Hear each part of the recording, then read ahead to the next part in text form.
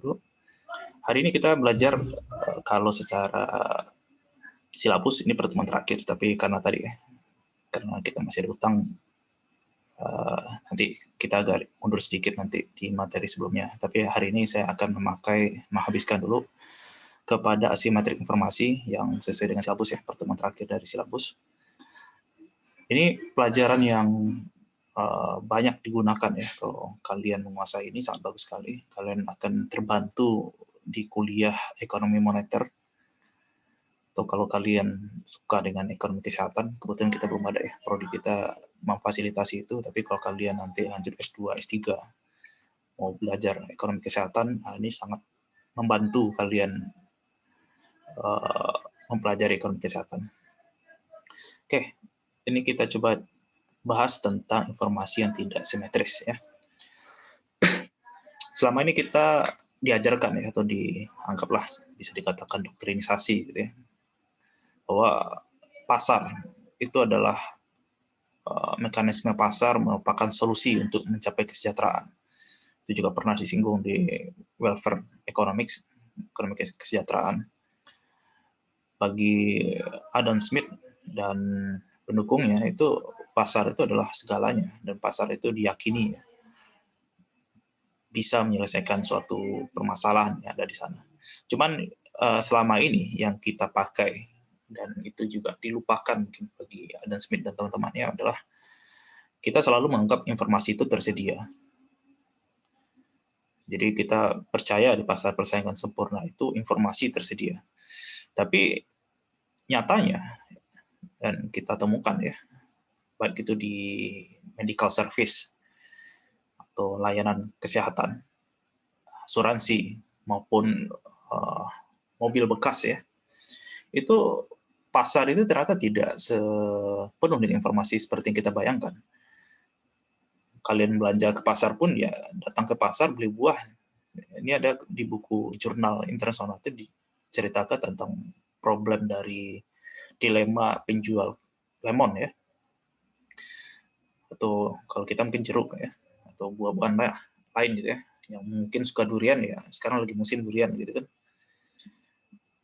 Pas ditawarkan oleh pedagangnya enak gitu, sampai di rumah nggak seperti yang kita bayangkan.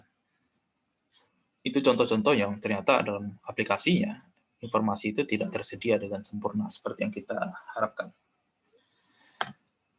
Sekarang kita coba lihat bagaimana dalam dunia medis.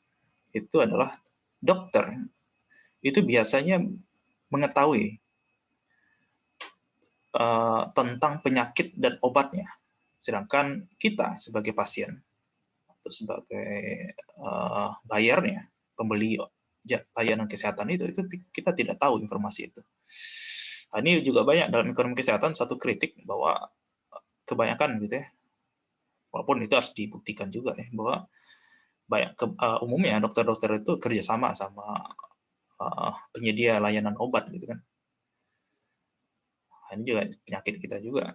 Baik juga dokter-dokter itu akhirnya memberikan suatu obat yang sebenarnya tidak dibutuhkan oleh pasien, mungkin kayak vitamin atau apapun lah ya. Dan pasien karena tidak punya informasi mengenai obat itu ya akhirnya beli aja gitu. Itu contoh. Kalau seandainya pasien tahu dengan kondisi kesehatan dia, mungkin dia bisa nolak. Dia nggak mau pakai obat itu atau apa. Di pasar asuransi juga ditemukan hal-hal seperti itu. Banyak orang-orang yang ikut asuransi itu adalah orang-orang yang punya risiko tinggi. Dia tidak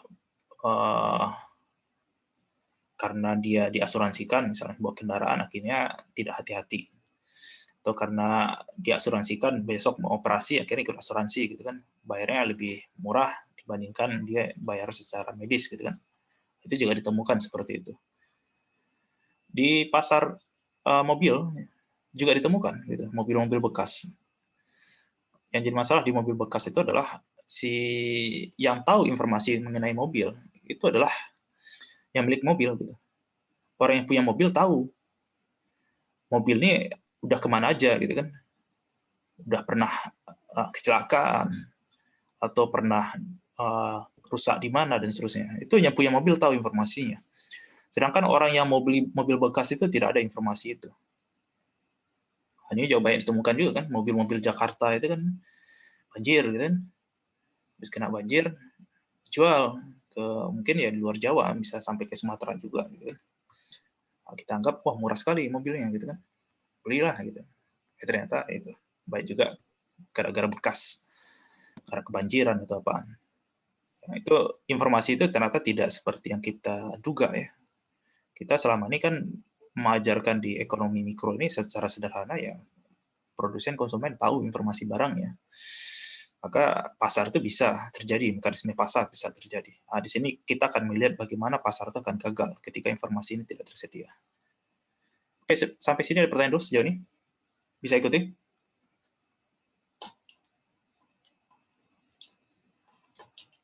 Kalau mau ditanya boleh? Apa? Kalau tidak ada, saya lanjut. Oke, ini beberapa hal yang akan kita bahas ya, tentang bagaimana kalau seandainya di pasar itu ada satu pihak mengetahui informasi, sedangkan pihak lain itu tidak tahu dengan informasi tersebut, nanti dinamakan imperfect information. Jadi informasi yang tidak sempurna. Dari informasi yang tidak sempurna inilah yang nanti itu menjadi cikal bakal asimetrik informasi itu sendiri. Ya. Jadi intinya adalah asimetrik informasi ini itu akan bicara tentang ketidaksempurnaan informasi itu. Karena ada satu pihak yang tahu informasi, sedangkan pihak yang lain tidak tahu. Yang tahu dari informasi itu akan menjadi lebih untung ya dibandingkan yang tidak. Di mana-mana ya. Kalian juga dunia kuliah juga sama, dunia kerja juga sama. Ketika tahu informasi ada lowongan kerja dan kalian daftar, kalian dapat peluang lebih besar dibandingkan teman yang tidak daftar karena tidak tahu informasinya. Jadi dunia informasi itu sangat penting ya. Nah, di sini juga nanti kita akan lihat bagaimana peluang-peluang kerja atau peluang bisnis yang lahir ya dengan permasalahan seperti ini. Kita coba lanjut. Nah, ini asimetrik informasi ini, gara-gara asimetrik informasi inilah kita akan mencoba ya membedah 4 hal ini. Pertama adverse selection gitu ya. Solusinya nanti dengan cara yang kedua ini dengan melakukan tanda ya, berikan tanda. Jadi adverse selection nanti solusinya dengan signaling ini. Ada juga nanti sebenarnya kalau asimetrik informasi, kalau kalian lihat di buku miskin ya, saya nggak tahu kalian teori moneter pakai buku apa. Jadi kalau umumnya kampus-kampus negeri di Indonesia itu biasa pakai buku miskin untuk mempelajari bank dan lembaga keuangan termasuk ekonomi moneter. Itu dibahas. Kalau di ini juga ada nih, Cash and Fair ada kalau kalian lihat ya, tentang adverse selection sama moral hazard. Itu adalah permasalahan dari asimetrik informasi. Di varian ini diperjelas dengan tambahan signaling 2 cara ya yang bisa dilakukan untuk mengcounter permasalahan informasi asimetrik informasi ini. Itu akan kita coba. Jadi selama perkuliahan ini kita akan coba membahas 4 hal ini. Oke, kita coba lihat dulu adverse selection itu apa ya. Adverse selection nanti kalian cara mudahnya adalah biasanya kalau di buku miskin ya dikatakan di garis bawahi di bold gitu, di garis miringin gitu. Before katanya. Jadi sebelum terjadi transaksi itu dinamakan adverse selection. Tapi kalau seandainya after atau setelah itu biasa dinamakan nanti moral hazard. Nah, tapi secara sederhana kita coba lihat dulu. Kita contohkan pada kasus mobil bekas ya, mobil bekas. Di sini juga kalian akan sedikit kalau baca buku varian ya. Kalau kalian baca buku Amerika itu coba baca kalau penulis itu mempengaruhi cara menulisnya ya. Latar belakang dia dari mana, kampus mana, negeri mana, itu mempengaruhi cara penulisan. Kalau kita yang Islam gitu ya, kalau kalian hobi dengan tafsir Al-Quran itu, banyak ulama tafsir itu sengaja ya, mencari orang-orang Arab Badui, orang-orang pedalaman, untuk mengetahui kata ini secara murni apa. Sedangkan kalau di kampus di kota ya, atau di itu bahasa itu telah terdistorsi, apalagi di Jakarta misalnya itu kan banyak sekali bahasa-bahasa yang mungkin nggak pernah lagi ini ada chat. Sekurang just Pak kalau sekarang laptop kayak apa. Jadi ada juga orang-orang tafsir itu sengaja ya datang ke suatu kota gitu, ke daerah yang pedalaman untuk mencari tahu kata ini maknanya apa. Karena kalau di orang kota tuh banyak bahasa-bahasa tuh telah terdistorsi. Ya, kalau kalian pernah ke Sumatera Barat tuh nanti hati-hati juga, beda tuh antara orang yang di Padang sama Bukit Tinggi tuh pakai bahasanya agak beda sedikit. Saya dulu pas di Bandung, teman saya dari Padang, satu lagi dari Bukit Tinggi. Lita itu bagi orang Bukit Tinggi itu lapar artinya. Tapi kalau orang Padang memahami lita itu capek. Solusinya berbeda. Bagi orang Padang lita itu solusinya tidur, tapi bagi orang Bukit Tinggi solusi lita itu makan. Itu enggak satu frekuensi teman saya yang dari Bukit Tinggi sama Padang waktu itu lagi di Bandung kuliah. Kata ini juga nanti kalian lihat lemons ini kalau bagi slang, bahasa slang ya, bahasa gaul anak-anak Amerika itu lemons itu maknanya adalah mobil, kondisi mobil yang ketika kita beli setelah kita pakai ya dari bayar gitu kan, bisa dipakai itu rusak atau lemons. Jadi bisa kita katakan mobil berkualitas jelek gitu ya. Sedangkan yang persik ini ya, persik ini itu bermakna adalah mobil dengan kualitas bagus.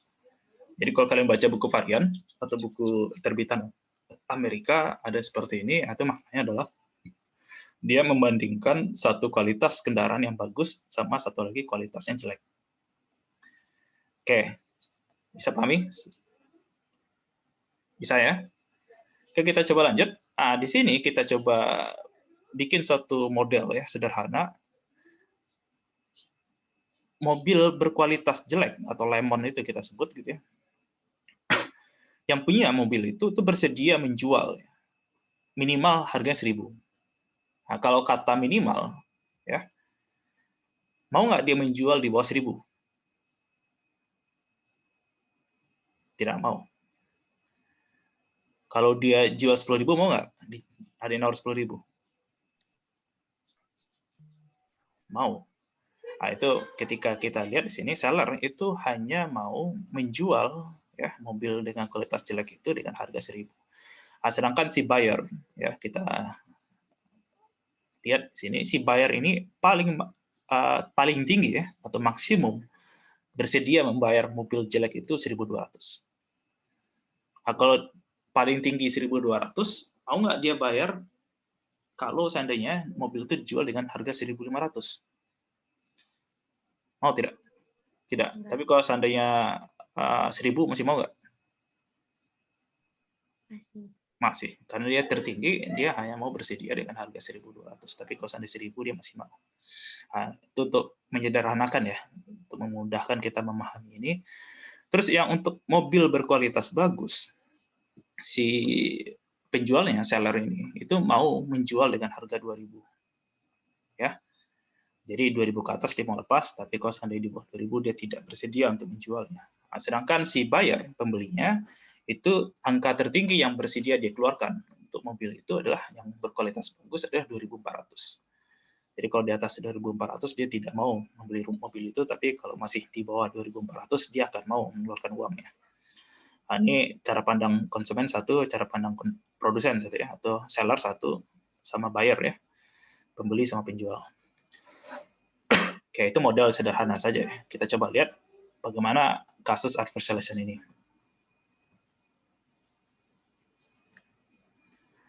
Nah, di sini kalau seandainya buyer itu, pembeli itu ya, bisa dia tahu nih mana yang mobil bagus, mana mobil jelek.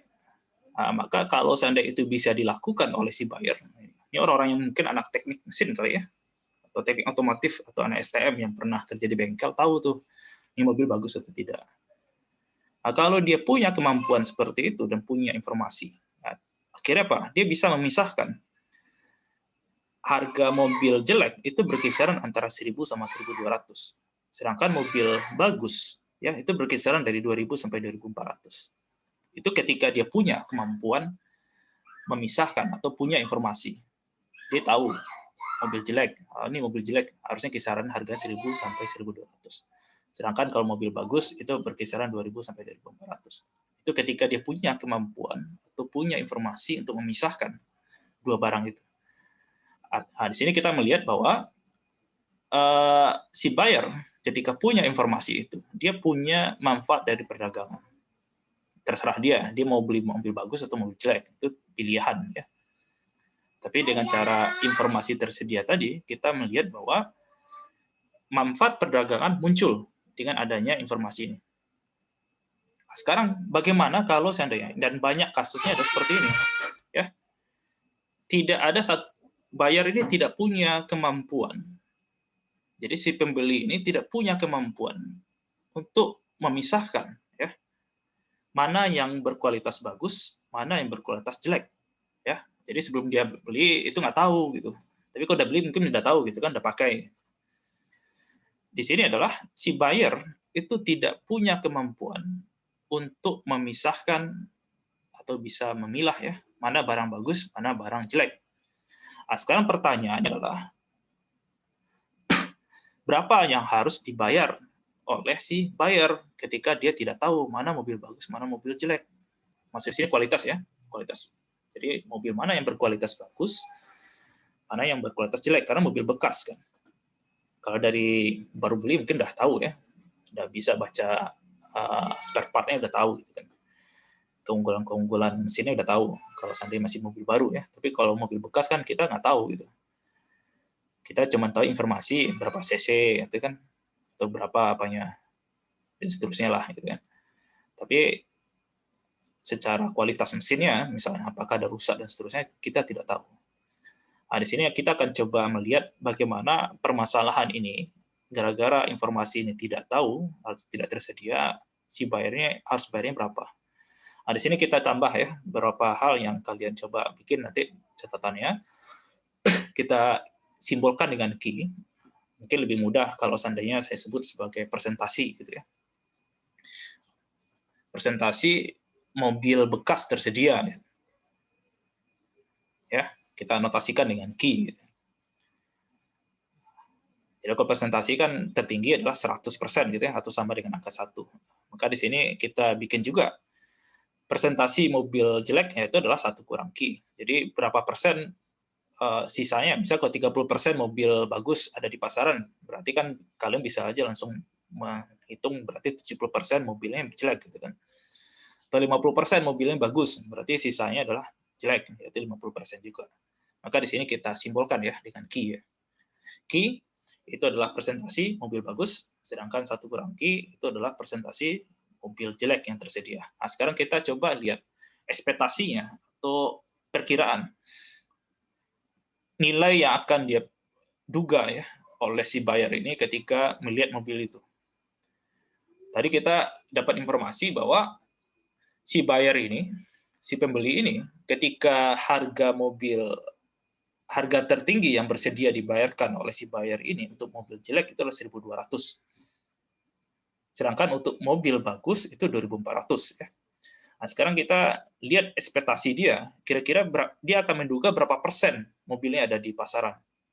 Maka di sini kita akan melihat angka tertinggi untuk mobil jelek itu ada 1.200 dikali dengan presentasi ketersediaan mobil jelek itu di pasaran.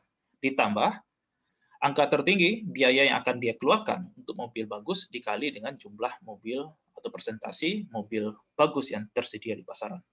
Itu akan menjadi ekspektasi dia. Nanti kan bisa saja ya, kalau seandainya kita menduga-duga ya, 50% atau setengahnya mobil bagus, setengahnya lagi mobil jelek misalnya. Maka kan di sini gampangnya adalah 1 kurang setengah itu setengah. Setengah dikali 1.200 itu berapa? Setengah dari 1.200 berapa?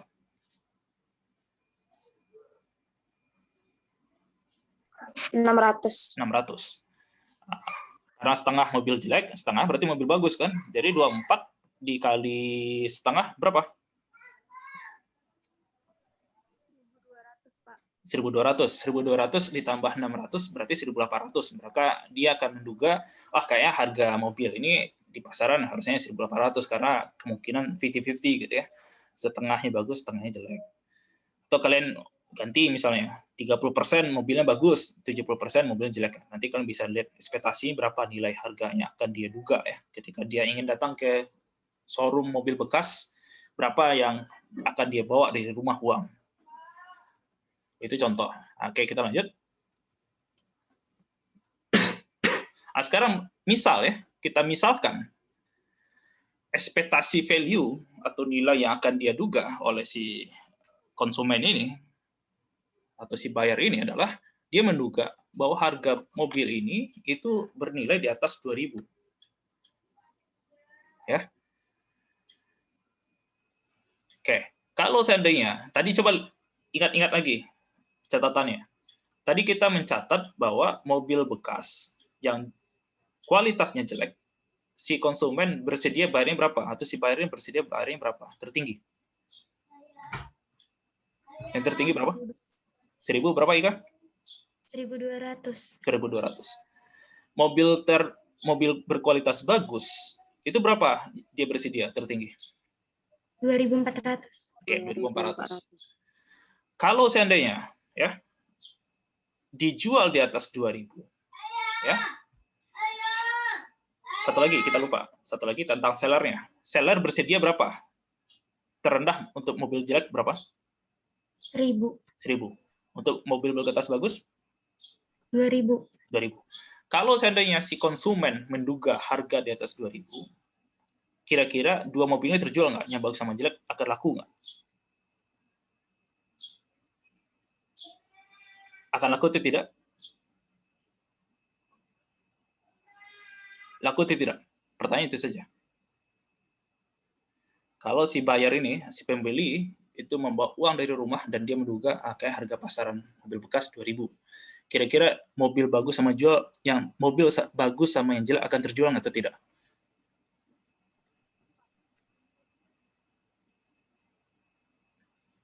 Ketika kita tidak tahu informasinya, terus kita akan mobil bagus sama mobil jelek akan terjual atau tidak?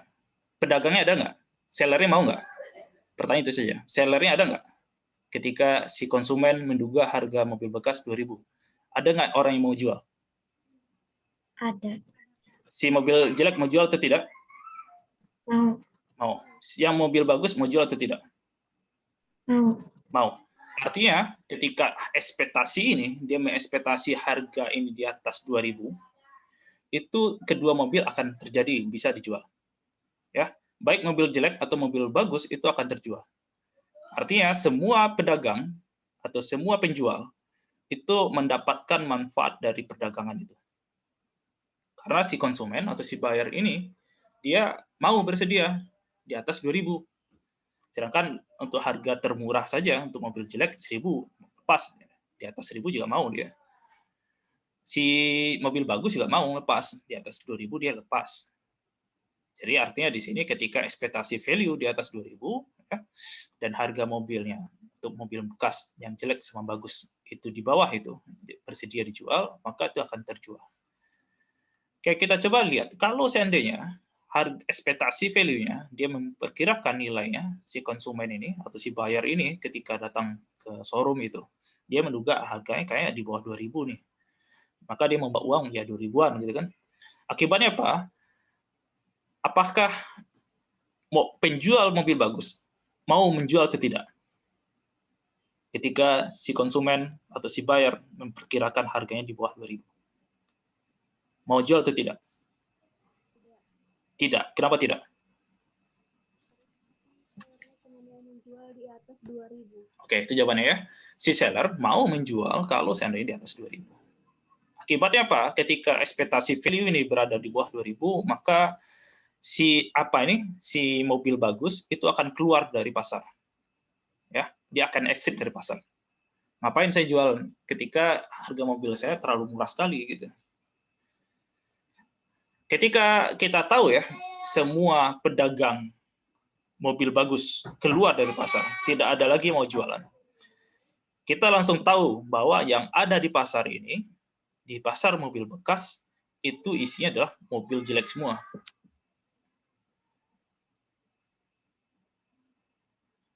Jadi yang ada di pasar itu adalah mobil jelek semua. Nah, kalau seandainya mobil jelek semua kita udah tahu informasinya, berapa yang akan bersedia kita bayar?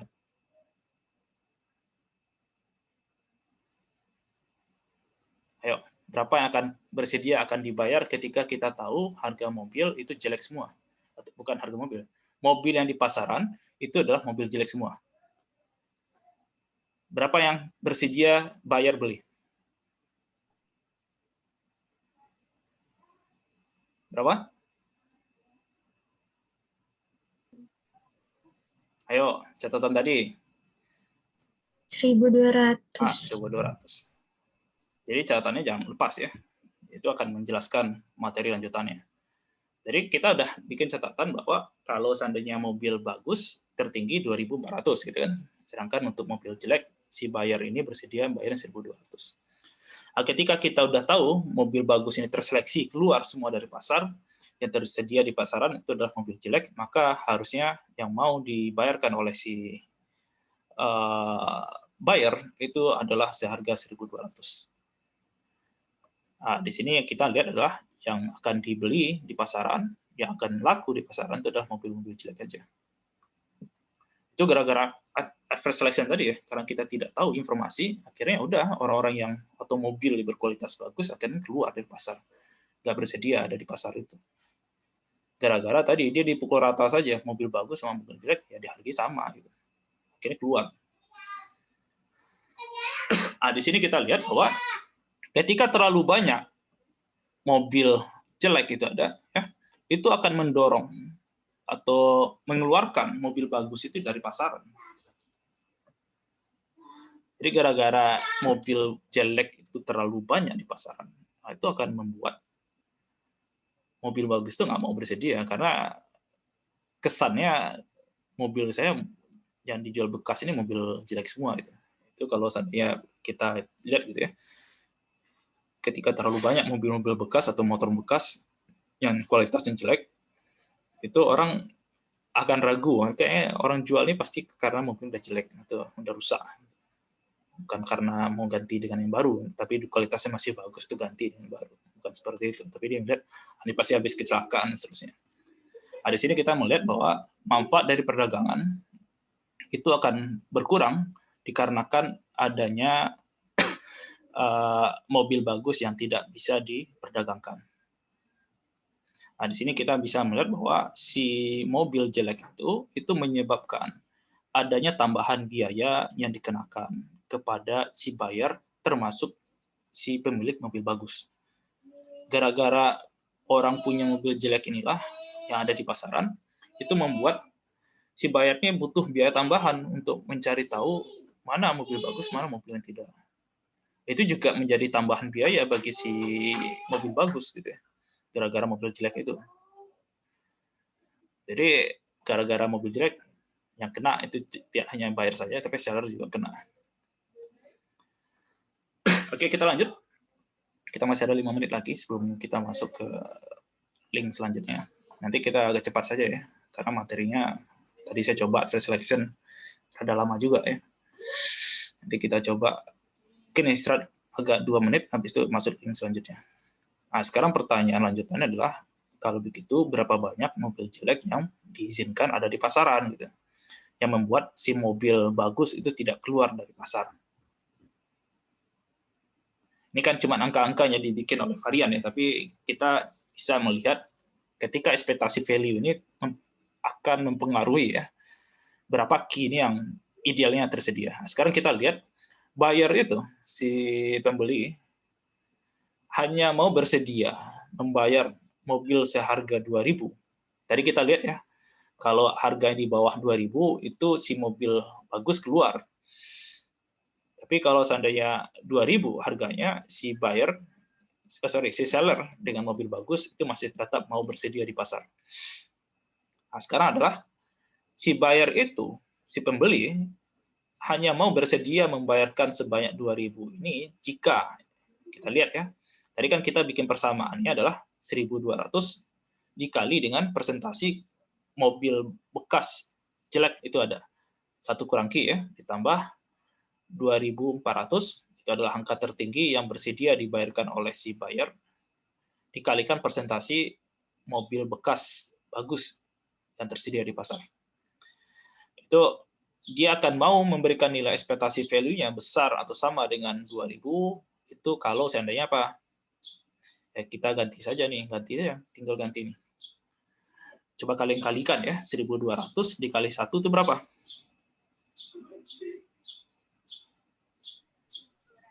1.200. 1.200 dikali min Q berapa? Berapa? Min 1.200 Q. Nah, sekarang min 1.200 Q ditambah 2.400 Q berapa? 2.600 Q. 1.200. 1.200 ya. Terus mau saya tulisin ke Word atau cukup saya sebutkan saja? Mau saya pindah ke Word? Mana lebih nyaman? Mau saya tuliskan hitung-hitungannya? Pakai Word, Pak. Word aja ya. Oke, saya pindahkan Word ya.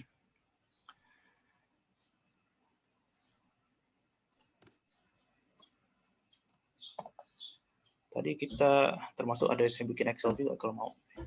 Oops.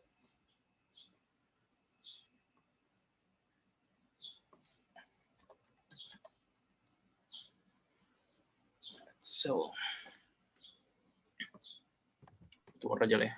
Kita coba pindahkan ke saya share screen apa saya.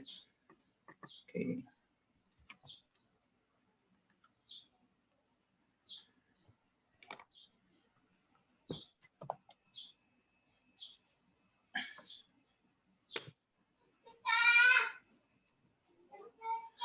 Oke, tadi kita punya ekspektasi value ya. Ekspektasi value ya.